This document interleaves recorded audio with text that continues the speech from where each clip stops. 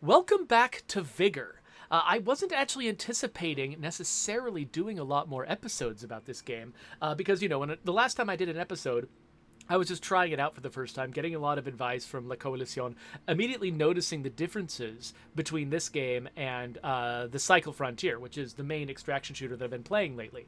I wasn't fully comfortable with all of the differences, and there's a lot of parts of this game that are not very self-explanatory, that took some research. I've got an ongoing Twitter thread with La Coalition where I ask him questions about how the crap this game works, and he explains it to me, and I've also been doing a bunch of other research online, watching other YouTube videos and explanations. I've got a much better idea now of how the game works, and lately I've actually been playing it significantly more often than the Cycle, which is not what I expected, partly just because, you can sort of see, as I play through the game and you see the way the character moves and interacts with the world, this is a less polished, jankier game than the Cycle Frontier, and I'm saying that as someone who has also made a less polished, janky third-person shooter myself, and so, it's fine. Like, this is not really a criticism of the game. There are some janky third-person shooters out there that are a lot of fun, including one that I work on myself. So, anyway, so I just don't want that to be taken as an insult. But you can tell, the way that the character interacts with the world, the way the shooting works, the way the movement works, it feels like it's maybe a step down from Sniper Elite, and it's not up in sort of the Apex Legends zone that the Cycle Frontier is in. And so, immediately my first assumption was that this game was going to feel like, an interesting experiment to try out, but that it wasn't going to be my primary go-to game when I'm in the mood for this kind of experience. And I was wrong. This game is absolutely the one I want to go to. So let's drop into one of these maps, get started, and, I've just finished reinstalling Crusader Kings 3 because I wanted to try it out. Well, I don't know. We'll see if we get onto that later. But, yeah, we'll start matchmaking, getting into an encounter, and we'll probably talk about some of the differences between Vigor and the Cycle Frontier, where the Cycle Frontier definitely, as a polished experience and as a competitive high-end multiplayer experience, I think it's got the edge. But it turns out that's actually kind of not what I'm coming to these games for. I really like stealthing my way through an environment, acquiring a lot of things, coming home and getting a nice payoff for that, and not necessarily getting all that frustrated. And it turns out Vigor is actually better at delivering that experience for me than the Cycle was. So I still play the Cycle Frontier sometimes, but this is my go-to game now in the background. So La Coalition just showed up in the chat. Thank you, La Coalition, for encouraging me so hard to play this game, and also for giving me a lot of support as I was trying to figure out how it worked. Because that's made a huge difference, and you've really helped me find a game that I've super enjoyed making a day-to-day part of my life. So, Mr. Xbox Series S says, what game is...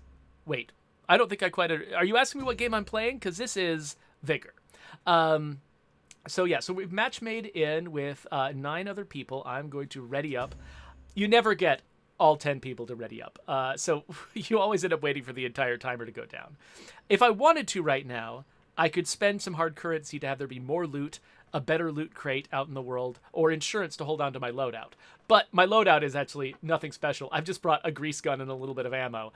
That's it. And I think if we look through everybody else, that seems to be the standard. Everybody, now and then you get some, Richie Rich over here who wants to bring 2 gold weapons into the game. Most people, they bring 1 weapon they can afford. Oh, and occasionally get somebody like Elizabeth R. over here who's bringing nothing into the world. Good luck, Elizabeth. Wow. Oh, yeah. Oh, wait. They've just bringing a pistol. Pablo here's just bringing a rack. So, yeah, it'll be interesting to see how that goes. Anyway, I usually just bring 1 really cheap gun and a little bit of ammo for that gun, and that's it. Because, the other day, actually, before I start talking, let's figure out where I'm going. So we got a locked container over there. We've got a disruptive tower. Ooh, but we've got a signals detector. If I'm really close to the signals detector, is that it? Let's go to the signals detector. So the signals detector gives you kind of a special ability, which is to see where everyone else is. So early on in the game, it can be good to kind of get the lay of the land. The thing is, the lay of the land is usually about the same at the beginning of the game. Everybody's evenly scattered across the map. using these towers late in the game can be really helpful because as people cluster up around the useful goals on the map, I'm going to grab that in just a second. As people cluster up around the useful goals on the map, you can find open places where nobody is, and you can use those as like escape routes and sort of plan things out. So we've just lucked into a really unusual circumstance, which is there's this red container here that contains effectively the airdrop that everyone's after. Normally everybody tries to go to this airdrop area over here. Oh, or over here. Somebody just moved the airdrop area to be where they want to be. Normally that's what everyone's after, but there's an equivalent airdrop in this red container. And I just lucked into happening to spawn right on top of it. So I'm going to try to grab this and run. The problem is everyone's evenly distributed across the map. And so that means that there's somebody to the north of me and somebody to the south of me, if I'm remembering correctly. And so it could easily be that if I just take off with this container, I'm going to immediately get caught by somebody. Right now, they're probably all headed west because that's where a lot of the resources are. And that's also where the airdrop is going to be. So if I wait just a second before I grab this and attract a bunch of attention and try to get out, I might get them a little bit more out of position. That phone ringing, by the way, that's somebody trying to start a duel, and I am just not interested. Oh, okay, I'm gonna risk it. The airdrop reveals the position of the carrier. Will you join the hunt? Okay, so I'm headed up this direction, which is towards an exit, except I'm gonna have to go around these mountains, I think, to get there, or around something in order to get there. At least, okay, wait a minute. I'm still gonna pick things up as I go because I'm poor, and every little bit helps. So my goal right now, if you're new to this game, my goal is to get out of here with as much loot as I possibly can. And this box that I just picked up has got a bunch of extra loot in it. But the cost of me bringing... Ooh, I can disrupt where... Yes! Okay, I just used a disruptor tower, which means nobody can see where I am anymore. So somebody could still be up on this route that I'm taking to try to get out. I'm going to quickly look. How close am I? Okay, so I don't think I'm that far off from the exit. I've been in this part of the map before and watched somebody try to escape with an airdrop and actually took pot shots at them from up on that hill. So I meant to be having some huge discussion about, the differences between this game and the Cycle Frontier. But instead, I ended up just grabbing this immensely valuable thing, and I've just got to get out of here. It's actually not that valuable, because nobody spent hard currency up front to make the airdrop more powerful. It's just like a common crate. It's actually not that valuable. But because, I get a little icon over my head on the map that tells everyone where I am, I still kind of have to escape. So we're going to get into the exit. The exit's marked with these orange little symbols out here. I don't see anybody coming up on me, though, so this is, so far, looking like it's going to be an uneventful trip. I just got some stuff and escaped. By the way, thank you to La Coalición for this mask on my face. He's the one who told me that it was happening. It was a free mask. I have not spent any money on this game so far, but that is a free mask that everybody who is who spent no money on this game, all the freebie players, they all wear that mask, which is great. Well, hey, I got a bunch of XP for grabbing that box, and now I've leveled up to level 21 on the current battle pass or season pass, or whatever they call these things. All right, let's return to the shelter and see what I got. And then maybe after that, we'll get into a discussion about why I like this game and why this game is working for me better than the Cycle Frontier was. So first off, let's look at my equipment here. Oh, wait, what's going on? No, I don't... No, what? I don't want to... I'm not trying to review this game. Yeah, I'm not going to worry about this jammer. So I've got a challenge right now. You can see, like, over here. Oh, wait, here's my battle pass leveling up. Here we go. No prizes, because I'm not paying, but that's okay. Next time I will get a prize. I'll get this fancy rifle. But I've got a challenge right now to... catch hostile outlanders with my alarm trap. I've never really used an alarm trap, so I'm bringing some with me into the map just to see if I find good opportunities to use it, because why not? Get a challenge done. But basically, my equipment that I bring with me is just like a really cheap gun, a couple doses of ammo, some bandages, and any weird toys that I want to play with. But that's it. I really keep things low because this one time, like, for instance, I was in an encounter and there was some guy who I killed who had, like, I think he had something like a dozen stacks of ammo. He had brought, like, a purple gun and a bunch of ammo for it. And I was like, what's your plan, buddy? Who are you going to fire all that ammo at? Like, I couldn't figure it out. Like it was like almost ostentatious, because really what happens in this game is you bring enough ammo for one really brief firefight, and then once you've killed that other person, you get to pick up their gun and their ammo, and you can just keep yourself replenished that way. I have trouble imagining the situation I would get in where I would want 12 stacks of ammo. But whatever, I got to stock up on that ammo because I killed that guy, took all of his inventory, and escaped. So, I'm not going to criticize him that much. I appreciate him providing that for me.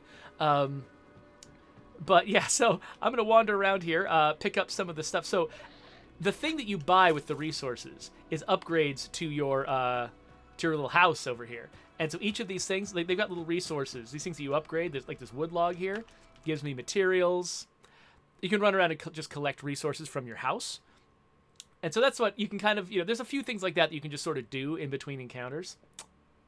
But anyway, okay, so I was going to try to start a conversation about why this game is working for me better than the Cycle Frontier has been. And the first thing is actually, it's a thing that I took note of originally as a negative about this game when I was playing it in the previous episode that I made. When I was looking at my inventory, I noted that most of the things that I pick up, they don't have these bright, shiny, colorful icons like they do in the Cycle Frontier. And they're not sort of represented in the game world by these, really pretty little 3D models. They're these very sort of bare bones, simple icons. And at the time I thought that's like a weird choice and possibly a negative for the game, because it meant that I was less excited about the things I was picking up. I had trouble parsing the unique value of each item that I was picking up. They just felt like, oh, it's just a pile of currency. It's just a pile of a bunch of different kinds of currency. And I didn't really care that much about them. But after playing the game for longer, I'm actually seeing that as a positive. Because, for instance, in the Cycle Frontier, there's this resource called Smart Mesh that is really difficult to get in Bright Sands, which is the noob map. You can get, apparently it's just thick on the ground in Crescent Falls, which is the place where fancy people go. I'm intimidated by Crescent Falls. I don't go there. I go to Bright Sands. And so I've only found Smart Mesh 4 times. So I need 5 to get this upgrade that I really want. And each time, so if I were to find some Smart Mesh, I'd be like, oh, this is so exciting. Each item is a special, unique, distinct thing, and I've got all these recipes that require all of these very different items, and I'm always short on something, and that is a positive experience in that it makes my excitement about looting things much higher. It means that my sense of relief when I extract with a bunch of good stuff, that also gets higher. But on the downside, it means that when I make a mistake, when I get killed, when somebody takes my stuff, like if I got Smart Mesh right now, and then somebody tracked me down, killed me, and took my Smart Mesh, I would probably have to quit playing the game.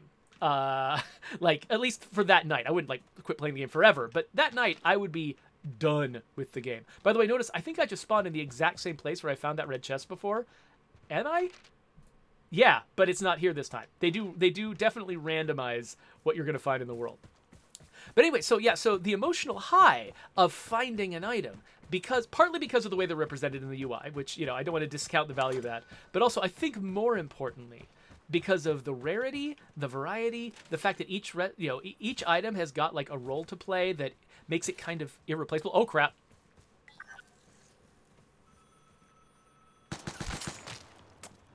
So what you just saw is another thing I'm going to talk about in a second. I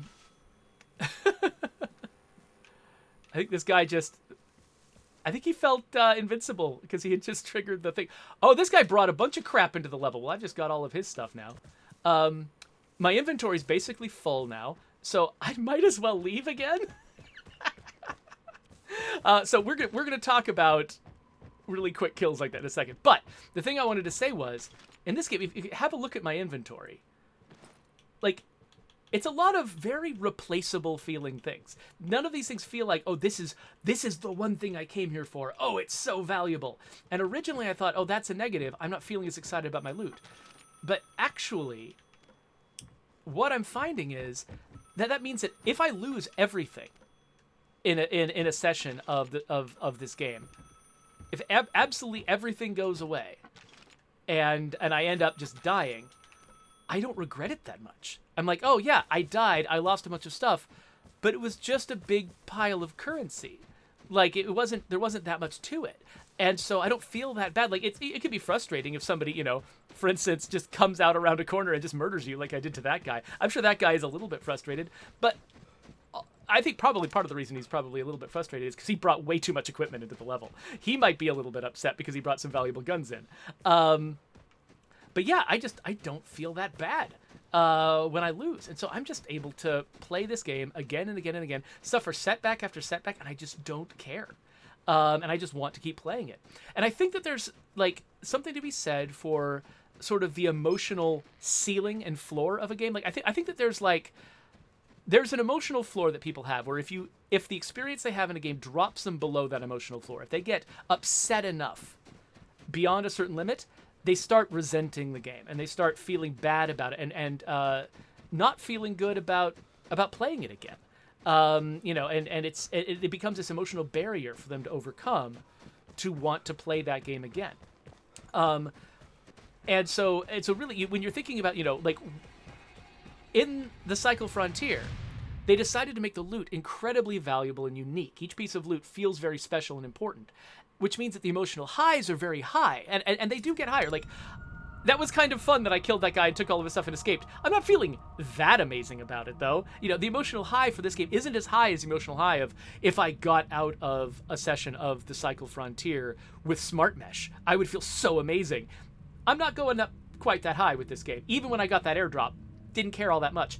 But also, my emotional low in this game never sinks below the point where I start resenting the game. And in the Cycle Frontier, it does. If I've got a bunch of valuable loot and then I just get ganked from behind by some, you know, psycho in like purple gear, I get mad. I get mad and I don't want to play another session. But this game never puts me down below that level. And so I think that's why I am now playing this game, even though I really love the emotional highs of the Cycle Frontier, I'm playing this game a lot more than I'm playing that game right now. So, yeah, and La Coalición points out another thing which is really nice about the game is the fact that unlike the Cycle Frontier, and I did mention this last episode, this game has got multiple modes to it. If I, you know, if I've just suffered setback after setback after setback and I'm just completely out of gear and I can't be successful in an encounter, it's okay. We've got these shootout modes down here where I can just jump in, I get handed a bunch of equipment, and I don't get to take any of the equipment home. I just get to take home like a crate, a prize of some kind if I do well. But I just get to play this game with very few consequences at all. Like playing shootout only can have positive consequences. It can't have negative consequences. You can't lose things. And so between the existence of shootouts and the fact that I don't care that much about the specific loot that I could get out in the in the game world, it really makes this game more sustainable for me emotionally. So I'm going to drop all of this stuff that I got from that guy that I just don't need. Basically, what I've been finding is, so this is the second thing that I think is really helping, is that you noticed how quickly I killed that dude. Because I got the drop on him, I was at close range with, you know, I've got a weapon that's really only effective at close range, but I was at close range. He was occupied, he didn't see me, I got the drop on him, and I was able to kill him pretty quickly. That's actually, that is a different, so the sort of the time to kill in the Cycle Frontier is fairly high. It's closer to a game like Halo or maybe Destiny, where it's like you know, if you get a lot of headshots, you can take somebody down fairly quickly. But you can also thump a fair amount of bullets into somebody and have them not be dead yet. And so what that means is the combat tends to come down to athleticism. You know, I think a lot of the folks that I've watched, you know, like Twitch streams and stuff, playing the Cycle Frontier, and the reason I'm doing that, I don't actually watch a lot of other people on Twitch. The reason I'm watching those Twitch streams is because they're doing a Twitch drops campaign right now where you can get a bunch of prizes for watching Twitch streams. So I've just had Twitch on in the background today while I was working. But anyway, like a lot of them have this sort of like competitive bro sort of attitude, and you get the sense that that's who you're playing with in the Cycle Frontier is people who are really into sort of the athleticism of shooters. Whereas this game is actually, even though the moment-to-moment gameplay does not feel very much like Call of Duty, the tuning of the combat, the tuning of like, you know, what kind of damage you can do, how often you can get a lucky hit on somebody, is actually closer to Call of Duty. Like in Call of Duty, because it's so easy to kill people, if you get the drop on someone and surprise them, you can usually kill them without them being able to do much about it. And this game is a lot like that too. Not always the case. If somebody has armor inserts, for instance, it can take a lot of shots to kill them. But that's really rare. Most people that I encounter aren't in that situation. And even people with armor inserts, if they don't know where you are when you get the jump on them, you can still do some pretty serious damage and take cover from them. And I just have not found myself really being able to excel at the combat in Cycle Frontier, because you really have to be very good at that particular kind of combat. And in this game, I feel like partly I think it's a little bit more up my alley. I mean, I play a lot of State of Decay. You know, this sort of third-person shooter setup is more my thing. But also, like, they let you get lucky shots in on people. But it's okay for them to let you get lucky shots in on people because the stakes are lower. And the emotional range is lower, is tighter. And so it's okay if, like you know, because frequently, the other day, I collected a ton of stuff from a safe, and I was running down a tunnel, and a guy stepped out of a culvert and just shot me in the face and killed me so fast I couldn't react. And I was like, oh...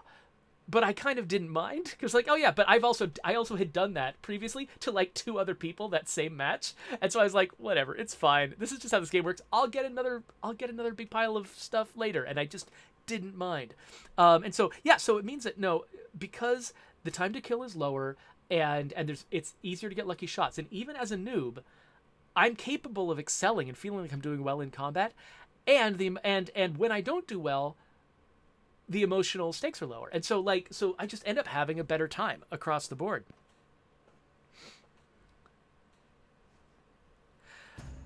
Let's see here. Oh, so Madrian08 suggests that I should stream Minecraft sometime. I think I have streamed it with my kids before. Minecraft's an old enough game that, you know, like my exciting time playing that game is long past, and now it's gained so many features and gotten so complicated since then. I'm just a little bit overwhelmed by it now. But yeah, Radithcord is right that if you spend 20,000 channel points, you can get me to play a game that I wouldn't normally have played. In fact, you know what, Coalition, I should have made you pay for this, for the fact that I played Vigor. But you know what, you made enough of a case for it that I wanted to play it for myself. So there you go.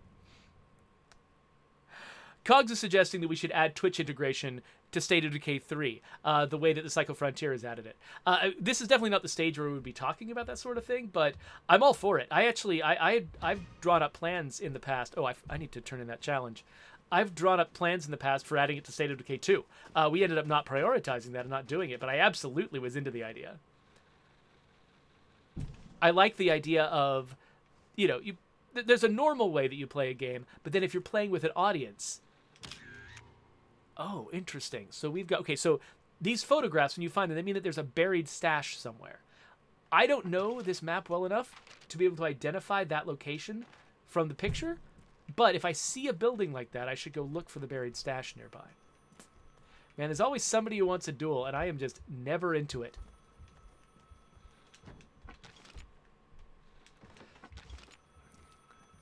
So Coalition says that that's near the parking lot. I'm trying to remember where the parking lot was. Was it up here? Oh, it's this building? Okay, well, you know what? Let's head north. I reserve the right to change the plan. Whoa, based on where I hear gunshots coming from, for instance. Ooh, we've got a nice little... So these little safes confused me at first, but really they're actually super easy. You just tick the numbers down until they flash green and vibrate your controller. So it just takes time to open, basically, is the only problem. There we go. Bunch of stuff. Huh. Wait, why am I... Oh, 3 boxes. I was about to say, why am I just getting an achievement now? I've done that before, but that's why. It's because they make you do it 3 times before it counts. All right, so phone's ringing is annoying. Uh, I want it to stop. One thing that is interesting to me, by the way, about the way that the compass works in this game is that basically you can see the entire compass at once on the top of your screen. North, south, east, and west are all there. And it's actually kind of a little bit difficult for me to translate something that is like, I'm facing north right now. So if something happens to my right or my left, it'll appear where the E and the W are. But to me, that feels like it's actually happening not to my right or to my left. It looks like it's happening just a little bit to the right and just a little bit to the left. And it's easy for me to have trouble navigating that way. Okay, there's something happening up that direction. If my assessment of the stereo sound is accurate, there's something happening to the north. I'm not sure I actually want to go north. Or at least, maybe I don't want to go straight north. Maybe what I should do is head east and circle around a little bit. So this is the other thing that I like about this game, and I'm not sure. You never know in advance if you're going to successfully show an example of this. But one thing I love about this game... Oh, crap! Oh, crap! What is happening? Okay, so that guy just ganked me as hard as I ganked that previous guy. So, and if I hadn't started running, he might not have even noticed that I was there. So that was partly my fault. But let's leave the encounter. The thing I was going to say, and this is often true, though, like I said, it wasn't true in this case. I really like the advantages that having a third-person perspective gives you. And obviously, it's not an unfair advantage because everyone has the same advantage. But I really like the fact that being in a third-person perspective means that I can see things. I can see more than my character should be able to see. Oh, right. I need to re-equip before I go into another encounter. So I lost that equipment that I brought in. Let me look through my gear here and see what I want to bring with me. I just want to bring something super cheap. Like, the Thompson is basically the cheapest gun. So I'm going to just grab that Thompson right there. Bring very little in. If I want to have fancy guns, you know what I need to do? Kill somebody and take their gun. So let's go back here. Try again. But anyway, the thing I was going to say was, when you have a third-person perspective, you can get yourself behind cover, but then still have a lot of situational awareness, which means that stealth can work a lot better. And my whole approach to a game like this, to any game where you're trying to get the drop on people, you're trying to keep yourself alive, survival, you only get one life, survival is paramount. I really love, I like to be able to depend on situational awareness and keeping myself out of sight. Like, I don't mind not getting the airdrop. I don't mind not getting the fanciest loot. What I want to do is feel like a stealthy badass for getting in and out without any trouble. That's what I like to do. And so that's another reason why I like this game. I like playing this game, I think, more than I like playing the Psycho Frontier, is because in the Psycho Frontier, I can only look through my own eyes. I've got very limited situational awareness, and I can listen for people coming at me, but a lot of the time, somebody with exotic weapons will show up and just murder me before they can see me and I can't see them. And frequently, for some reason, and I'm not sure exactly what skill I'm missing here, it happens that they notice me and I don't notice them way more often than me noticing them and them not noticing me in that game for some reason. Whereas here, I feel like, I don't know, for some reason, this type of situational awareness that I get from being in a third-person game really works well with me, and I do feel like most of the time I can tell what's going on. Now, obviously, as you just saw, I'm capable of being surprised. But it definitely feels like I know what's going on more, and I can use the tactics that feel best to me, which is staying out of sight, circling around the outside of a battlefield, maintaining situational awareness, getting the drop on people. That appeals to me so much more than feeling like I'm running around with blinders on, not knowing what's going to happen, and then getting surprised from behind all the time.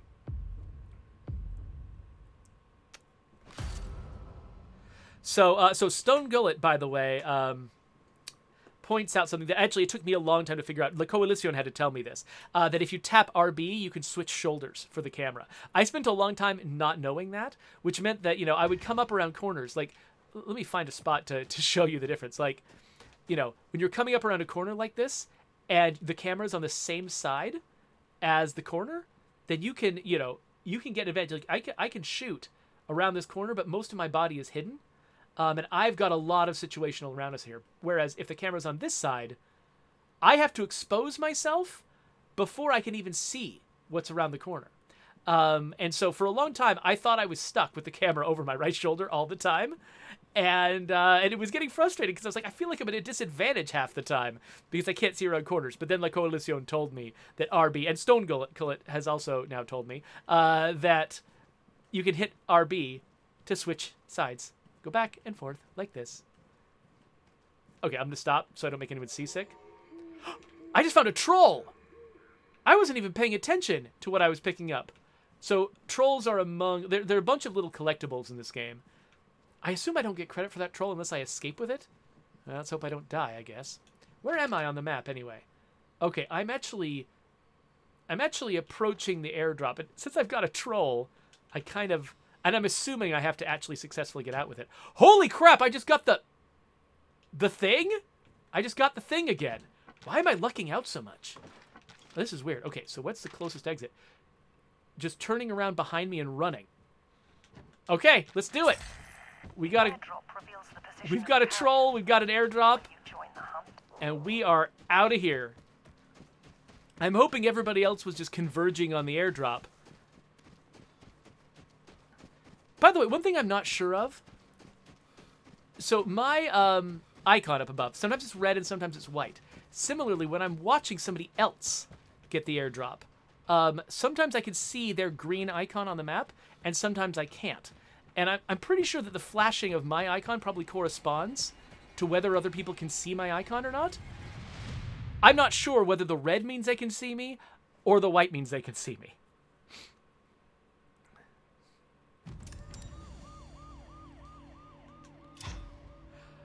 So, La Coalición, I've been thinking about trying to how to satisfy that challenge. Maybe not right here on the stream. So, okay, I just got a crate. That's nice. Actually, let's have a look at what the crates are. So I've gotten 2 crates now during this session, which kind of surprised me.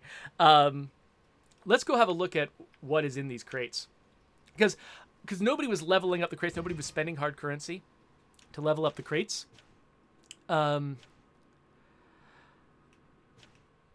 That means that I just got the easiest crate, the simplest crate. So basically, each time you open a crate, you get 3 of the things on this list.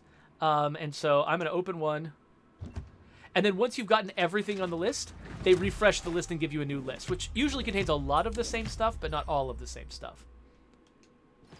Okay, so let's open up another one. You see more things are checked off.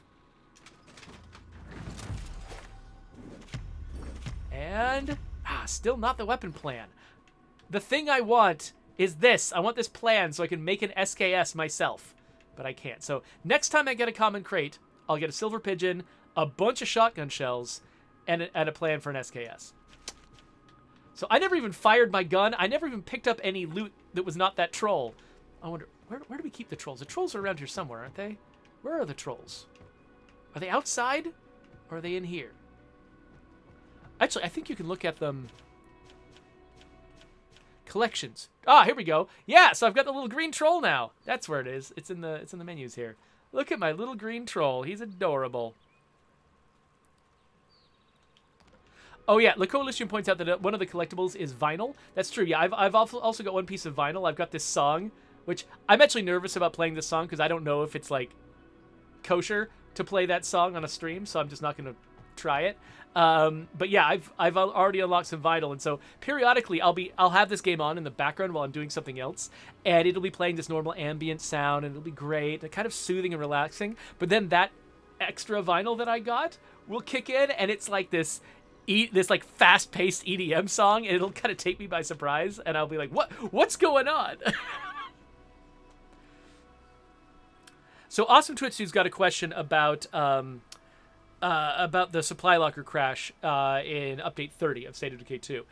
So yeah, we've identified at least one cause, which is basically if you were one of the people who suffered this bug where, particularly this would happen in Trumbull Valley, something would give you an outfit item, but instead of unlocking the outfit item in your closet, it would just give it to you like an item in your supply locker. And if you have one of those items in your supply locker, the new version of the supply locker doesn't know what to do with it and crashes the game. And so we're working on it. That's like our most urgent fix right now that we're working on. And so, yeah, so If you've got a situation where you know you definitely do not have one of those items, but you're still getting a crash in the supply locker, definitely report it to support.stateofdecay.com. So far, all the examples we found are people who had that kind of thing in their supply locker. And so it seems like if we fix that problem, we fix the crash. But I can't promise that that's the case because you never know if that's 100%. So yeah, definitely let people know if that's the thing. So Awesome Twitch Team says, I have a few thousand guns. That's causing it, I think. That might also, yeah, I think with the supply locker getting a little bit more complex, I think that the complexity might get sort of magnified by the sheer amount of stuff. I don't know what to say about you having thousands of guns. That's a lot of guns. It's an awful lot of guns. And I don't know what you could possibly do with them all. But you've been playing the game for a really long time. And I honestly, like, right now, the only option we have is just mulching them into parts, but then you have a lot of parts. And what do you do with all the parts? Like, we need to come up with some better resource sinks, like reasons for you to get rid of your stuff that feel rewarding so that you just don't end up with just these endless collections that are just, I mean, at some point, any collection of any, somebody's going to be able, no matter how efficient we make the game, someone's going to come up with a pile of things that's too much for it. And so we should come up with a motivation to get people to reduce the scale of their supply lockers.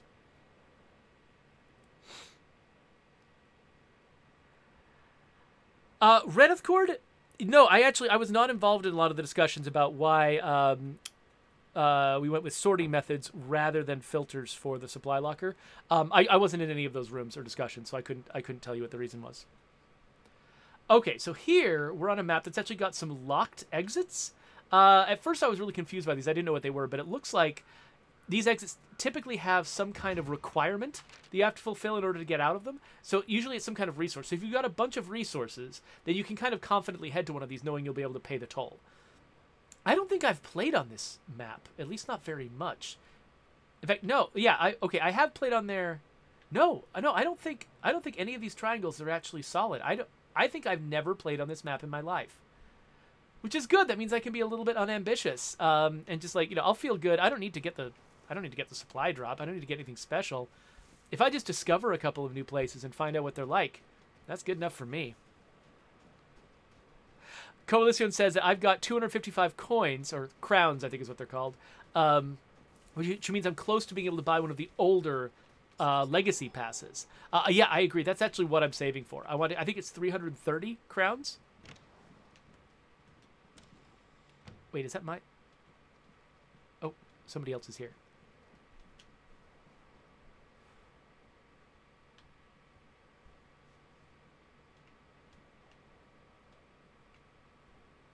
Okay, they're right outside.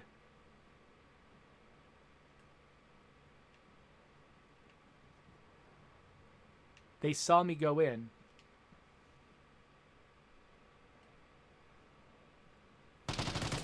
Dang! I got a shot off on them. Well, like I said, I found one place. I mean, yeah, all he gets is my Thompson and a couple of bullets. That's it. So, congratulations, dude.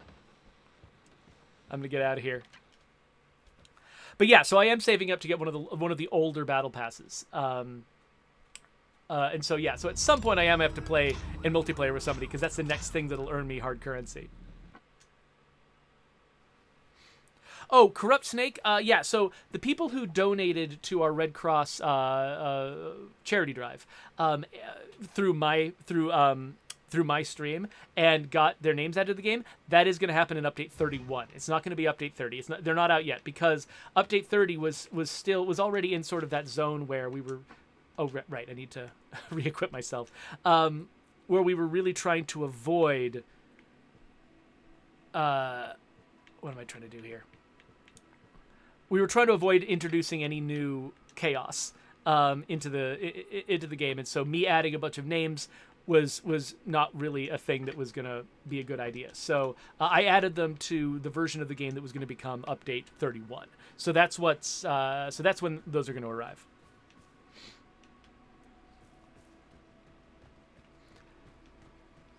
Okay, so at some point I'm going to start running out of these cheap guns and I'm going to have to craft some more, which is fine. So one thing I do like to do after I get completely ganked in a game like this is think about what I should have done differently. So it's when somebody doesn't know you're there, lying in wait for them can be great. Can be a really good move. But when I saw that guy hesitating to come through the door, I should have realized, I mean, I did realize this, but I didn't process it strategically. Because he knew where I was, I didn't have the drop on him, he had the drop on me. And so once he moved around to the window, I should have exited through the door, put some distance between us, and come at him from a surprising angle. I should have come around the corner at him, rather than just trying to shoot him from my position while he was trying to do the exact same thing to me. And so that wasn't a good move on my part. Strategically, I didn't handle that very well. Oh, La Coalition points out that apparently high caliber weapons can shoot through wood walls. I didn't know that. I didn't know this game had bullet penetration. Now, I was firing 45s, which are, 45 pistol ammunition. Not the highest caliber, so I don't know if it actually would have made a difference for me to start shooting at him through that door when I knew he was there. I do love that there was a crack under the door where I could see the shadow of his feet. That was pretty cool. But yeah, so I don't know if that would have worked with the particular gun that I had, but it's good to know that that's a possibility. Maybe once I feel a little richer in this game and I start bringing in fancier guns, maybe that's exactly the kind of thing I should do.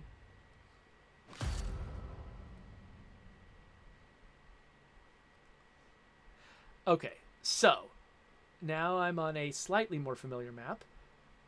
So, okay, so this says undiscovered. I swear I've been to these places before. These big forts out here? Whatever. Oh, hey, look, the barred house. I'm probably the closest to the barred house. Let's go check that out. So each map has got certain features that they try to spawn in it. Ooh, there's an alarm trap.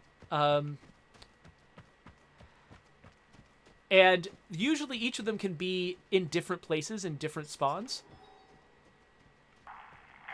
So you don't always know where they're going to be. Will take some time to open. Watch out for other outlanders. Is this the barred house? Does it have a barred room inside of it? It feels like I'm in the barred house, but... Oh, here we go. So yeah, the barred house has got a safe inside of it, which takes like a minute or two to open, which is an eternity in video game time. So if somebody else spawned close to this thing, they're probably coming after it too. So now that I've started it, they've revealed where I am. Or they've revealed that somebody's doing this. So I'm setting an alarm trap over there. If somebody comes in, they'll set it off. And I'll be able to tell that they're coming after me. But if nobody does, then I'll be able to run off with the crap that's inside this safe.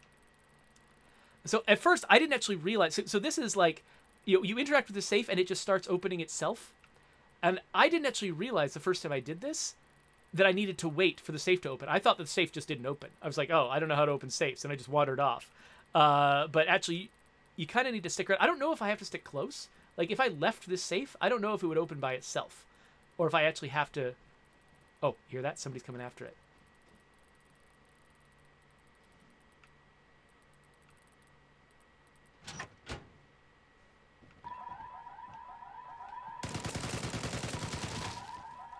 Haha! Okay, he got a shot off on me. I'm going to heal myself real quick. Reload. And actually, is his weapon going to be better than mine? Probably. And what has he got? Oh, he had a Thompson too. Okay. Oh, sorry, is that his weapon? That was the safe's weapon. Okay, so everybody knows I was here. So I'm going to quickly get to be in a different place. Well, after I loot some stuff. Even if I'm just in a neighboring building, as long as I'm not in the actual building with the safe in it, then anyone who is coming after the safe won't immediately find me. One thing, so there's a lot of games where, if your interact button is your reload button, there's a lot of games that will just, if you're standing in front of something to interact with, and you hit the reload button, you'll both reload and interact, which I think is the right move. This game does not do that. If you're in front of something that you can interact with, you will interact instead of reloading, which can sometimes be a little bit of a headache. Okay, well, I got the safe. Again, like, I feel like I should just go. And this is another thing that's really nice about this game, is like... Whoa. Are they shooting at me or each other? I don't think they're shooting at me.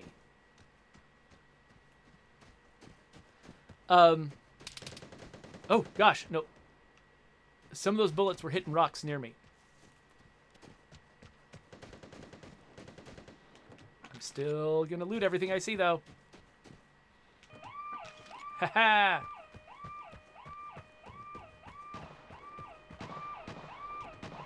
So I think that it was a coincidence that some of those bullets were hitting near me. I don't think they were shooting at me. Stone Gullet says knives are useless in this game. I'm kind of surprised by knives. Because the game has a third-person perspective, it's not like you can sneak up behind somebody very effectively. But you have to really sneak up on them in order to get the drop on them. And that's kind of the only situation where I can imagine a knife being valuable, more valuable than a gun. I guess the fact that it doesn't require ammo, you know, is part of it. But yeah, Stone Gullet says, I play this on the Switch. I was vaguely aware that there's a Switch version of this game, and it kind of surprises me, actually, that this game could work on the Switch, but I guess that makes sense. Yes! So I caught a hostile outliner with my alarm trap. Yay! I just need to do that more. Let's see. Okay, so right now, basically what I do these days, I never bring valuable guns into the game.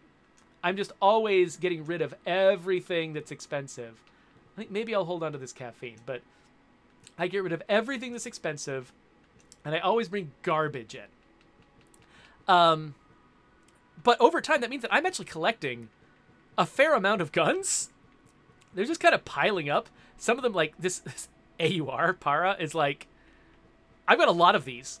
And I'm just never using them. At some point, I'm going to cross over some boundary in my head and stop valuing these guns so highly and start bringing them in. But right now, so far, my experience is just typically either I'll get killed really early on, in which case I'll be like, no big deal, I'll just start a new session, or I'll win my first encounter, and then I'll pick up their fancy gun, and then I've got a fancy gun. And so I don't ever really feel the need to come into the game with a fancy gun. Now, it could be that I'm being match-made with people who are about at my skill level. And if I get better and better at the game and excel more and more, maybe I'll start getting match-made with people who tend to be better equipped, who tend to get the drop on me more, for whom, you know, the edge you get from a better weapon matters more. I'm really not sure. But for right now, I just feel like bringing in the cheapest, crappiest gun in the game tends to kind of work for me. Okay, so I was thinking that I should end it pretty soon, but Coalition says that Sagbrook is on, and it's got a lot of nice loot. So is Sagbrook? Yeah, okay, so I've done shootouts in Sagbrook. I've never actually done an encounter in Sagbrook, I don't think. Okay, yeah, so I'm happy to check out Sagbrook, possibly for the first time in an encounter. Oh, yeah, so Stone Gullet points out one thing that actually is probably a factor for me, too. The cheapest, crappiest guns I can manufacture. I've unlocked the plans for them, and so I can build them using just raw resources. But a lot of the guns that I find, like the purple and gold guns that I scavenge off other people's bodies, I can't make those myself. And so even if I've got 11 of them, I still feel like, well, if I use one, it's gone forever. But once I've unlocked the ability to craft them, I think I'll probably start valuing them a lot less. And I'll bring them, like right now you're seeing me bring in the Thompson, which is, yeah, the cheapest one you can bring in. But there are other guns that are actually similarly cheap for me. Like, I wonder if anybody, like, not the AKM, I forgot the name of it. There's this other gun that's more of a higher caliber assault rifle that's actually fairly common too that I can craft. These days I've actually been bringing that one in more often because it does give you just a little bit more of an edge. I think it does a little bit more damage, a little bit more penetration, better range on it, better effective range on it. Than the Thompson, and so it does give me just a little bit more of an edge. But right now, you know, I mean, I'm a little distracted talking to you all, and so I kind of don't want to bring in anything even slightly fancy. So Stone Gullet says even if you have a weapon plan, it doesn't necessarily mean that you can craft it. Your crafting table needs to be upgraded. That's right. So I wasn't just thinking about the plans. I was thinking about all of the prerequisites. But once I meet the prerequisites, Yeah, you're absolutely right, Stone Gullet.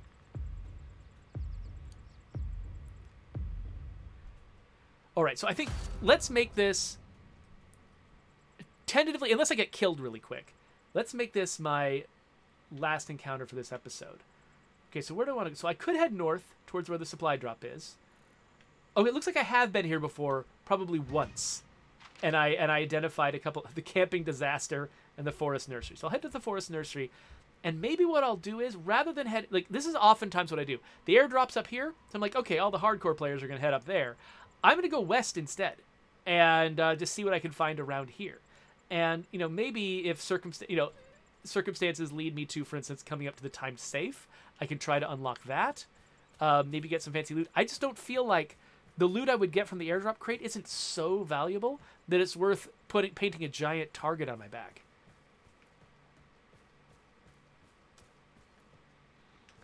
Now, if somebody had leveled up the supply drop, maybe that would have tempted me a little bit more to at least just, because I've got a really cheap gun. I won't lose very much if I die. It might be worth just throwing myself into the ring to see if I get it,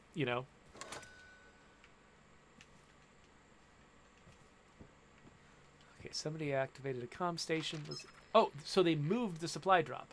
Okay, I'm going to keep heading the direction I'm heading.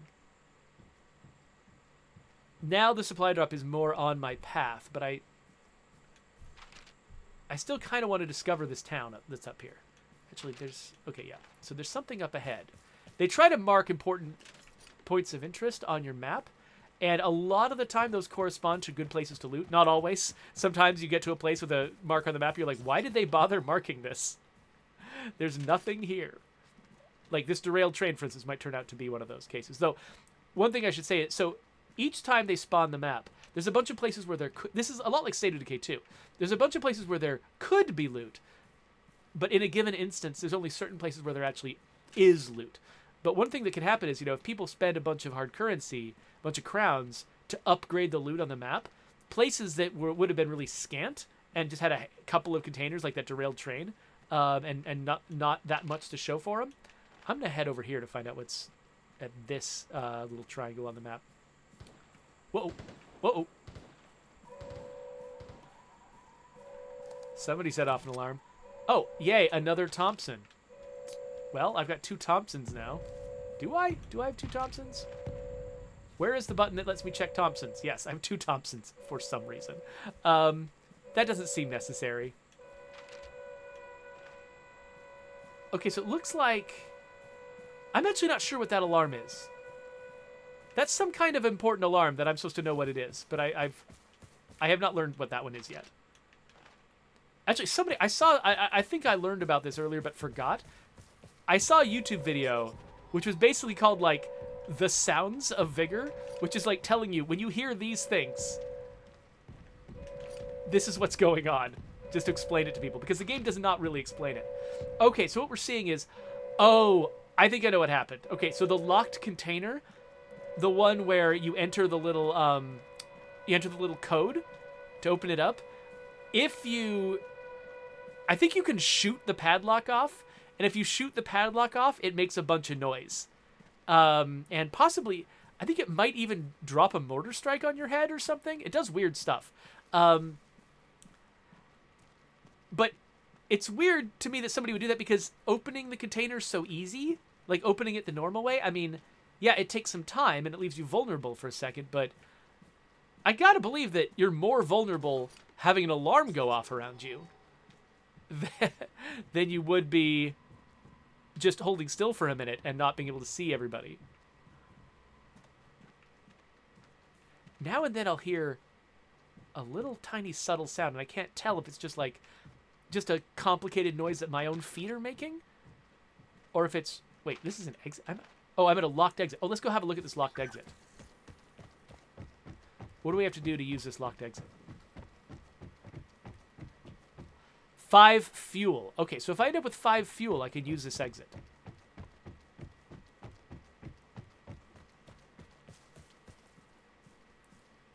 So right now, because I'm pretty unfamiliar with this map, I am just considering this to be like reconnaissance. Like, I'm not really super seriously trying to excel right now. I'm not trying to like get scads and scads of loot. I'm just looking around, getting the lay of the land, trying to figure out what's going on. Okay, so Stone Gullet says, you know, I can get in and out in a minute if I shoot the locks off. And it, like, so basically, Stone Gullet says that, you know, in his estimation, shooting the locks off is actually worth it. Just getting it done quickly makes it worth it. Whereas for me, I think just my whole playstyle, you'll notice I'm just crouching everywhere. My whole playstyle is very much, you know, about like kind of slow and steady wins the race. And so I'm not usually that worried about speed. I'm usually much more worried about stealth. So yeah, so Stone Gullet, he says that I'm getting close to the area of the map that's used for the shootouts. I thought this place was looking familiar. Airdrop to fall into a different zone. Use the comm station. Okay, it sounds like I'm getting close to a comm station. So yeah, so you can, I'm not sure exactly where it is in this area. This looks like a complicated space. Oh, crap. That might have been aimed at me.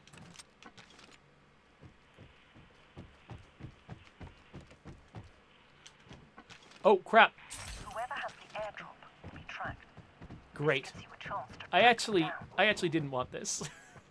I didn't ask for this. Okay, I'm going to lie down up here and figure out where my nearest... I don't have fuel, right? I have 4 fuel! Okay. So I'm going to have to escape behind me. Oh, crap. Okay, that might have been the guy who was shooting at me. And he just decided to go. But also, it could be an unrelated person. Now, part of me was tempted to shoot that dude. But what probably would have happened was... Oh, hey, cool. Let's replace one of my Thompsons with that.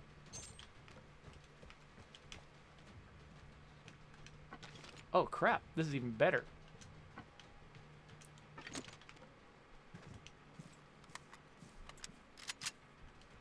What probably would have happened was he would have noticed me because I was shooting at him and had a longer ranged weapon. Oh, wait a minute. If he was going this way, should I go this way? Probably not, right? The thing is, I can't tell where he was headed. If he was headed to the right, which is where the supply drop is, then he's probably fine? Like, if he doesn't care about my supply drop, and he just wants to get to the airdrop, then I'm probably okay to just make a run for it, right?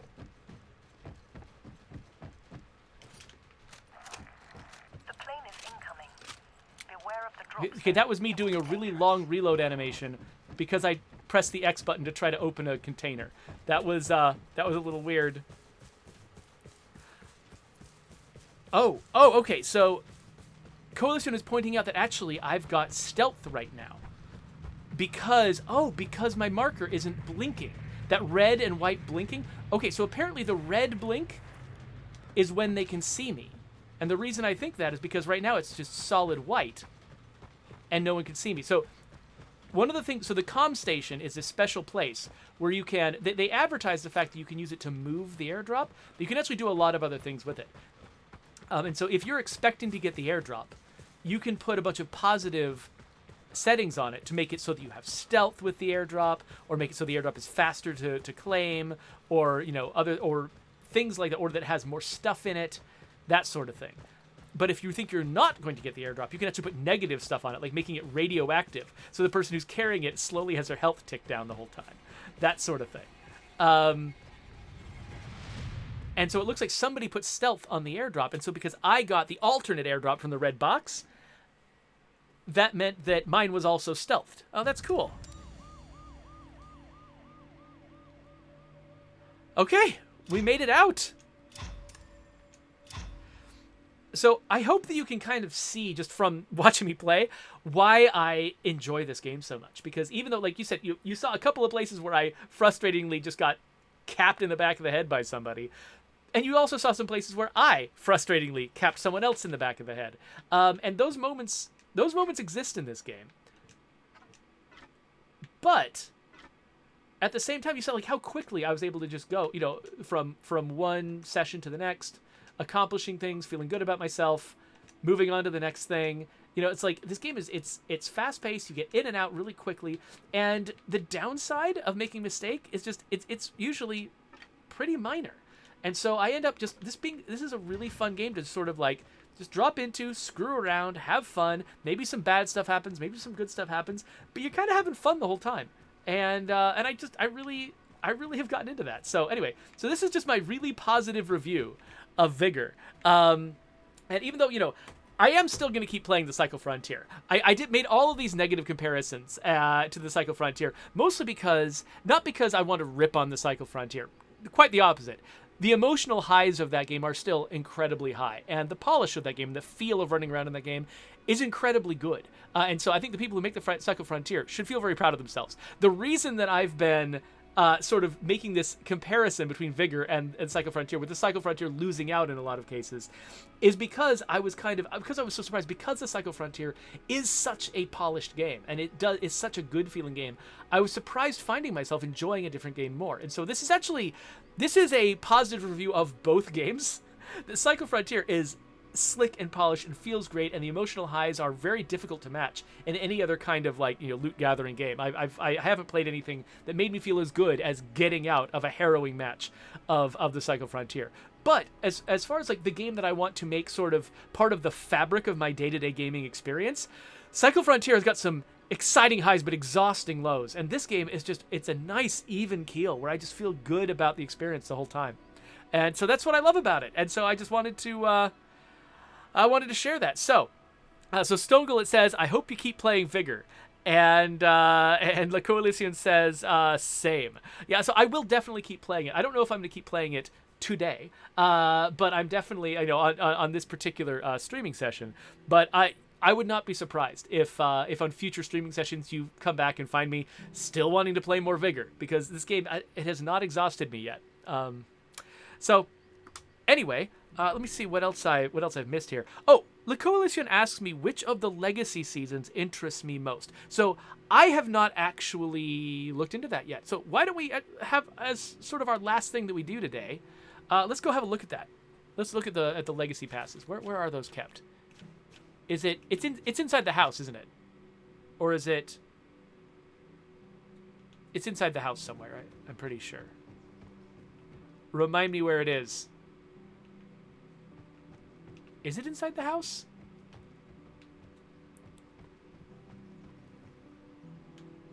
Oh, on the season pass, hit the right trigger.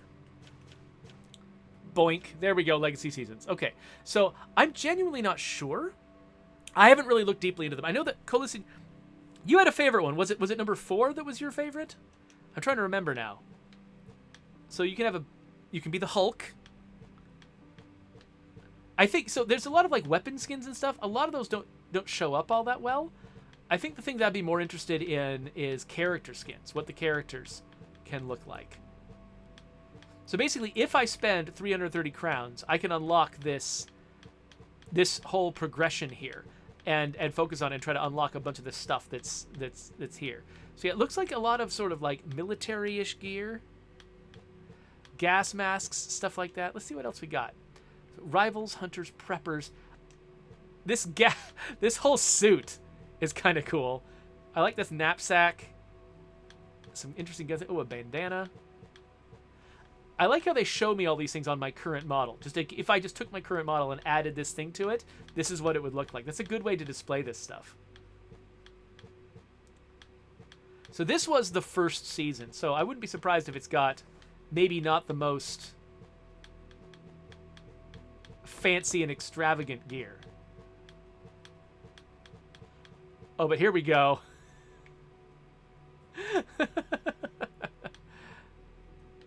Nice. That's great. Okay.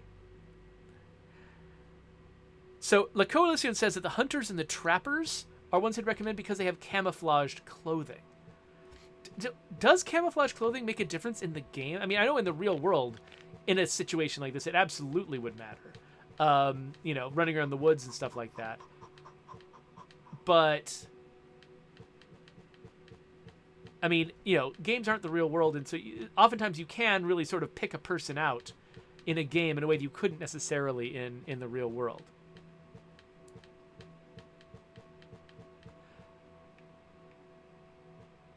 Oh, but this outfit. I could see this actually camouflaging you better in the winter compared to other outfits because it's white. I could see that working a lot. And so the Coalition says actually that I'd be surprised, and so does Stone Gullet. They both agree that actually I would be surprised at how effective camouflage can be in this game. That's actually kind of cool. If you can make a game where wearing camouflage works as well in the game as it does in real life, that's pretty neat. So yeah, I could say, okay, so this outfit right here, I like that each of these things, the very first thing that they give you is an outfit set. So you get something, you get some payoff immediately for having grabbed it. And you got this brown outfit here. What else we got? It's generic dark clothing, fancy suit. Oh yeah, there's some more light colored gear for the snow. Some more green and some bright. You're right. Yeah, they do have a nice variety of different colors available that you could sort of match to the map that you're going to. And Stone Gullet says that if you're playing at night, you can actually use dark clothing to help, you know, hide in the darkness. Here's Mercenary. So this guy has got a fancy outfit. Really got something to show off there. And you can get a nice gas mask. That's kind of cool. So Mercenaries looks like it's more about looking badass than it is about camouflage. Or, yeah, Lumberjack. Oh, a nice little white skin on that.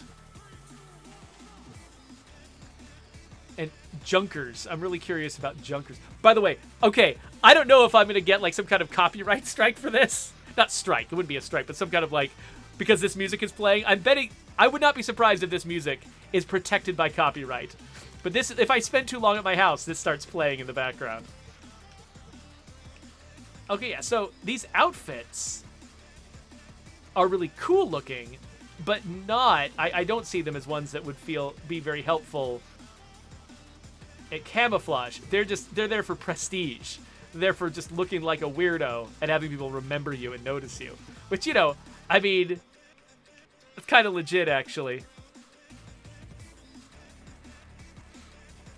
Oh, so Saja DC 97 says that this session's the current battle pass, they're not really a fan of the outfits for this time around. That's too bad. Yeah, it's tough that you know, when you're working on something like this, it's really hard to please everybody. You know, people have different tastes, and there's definitely stuff that people have asked you know, my team on State of Decay 2 to add to the game that we haven't, and they get very, very frustrated when we add things they don't like. Instead of the things that they're asking for. Okay, I like the Renegades. I mean, not strategically the best move, probably, to dress like this. But, I mean, look at that hat, man. Look at that hat. That's great.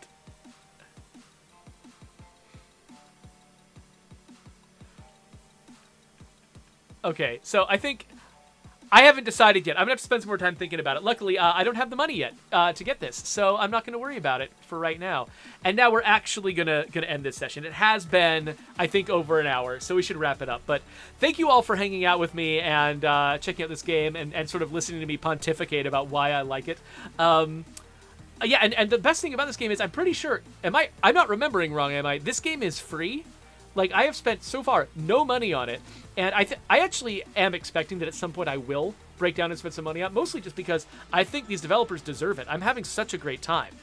I think that they really deserve to get some money out of my pocket. But because I'm working in the game industry, and I really want to get a good feel for when people spend money, when people, you know, what people's expectations are around spending money, I really like to see how far I can get and how much I can achieve without spending any money first. And that's what I've been doing in the Cycle Frontier. I'm very close to actually being able to buy the Season Pass in the Cycle Frontier, which is good. That feels great because it means that there's actually, for a free player can really excel in that game. And feel good about it. And similarly, I'm getting close to at least getting a Legacy Pass here. And at some point after I've started earning prizes like that, I probably will kick some money their way because, like I said, they deserve it. This is a lot of fun. Oh, so the Coalition says that there's actually a starter pack that's super cheap and it gives you 600 crowns and clothing, but you can only buy it once. So, well, maybe whenever I do decide I want to spend money, maybe that'll be the first thing I buy. We'll have to see. Anyway, I just keep wanting to talk with you people, but we need to go. There's a subscribe button, and here's some links to other videos. If I play Vigor again on the stream, which seems likely, that'll probably go there. But then again, there's so many new games coming out. Who knows what I'll get to.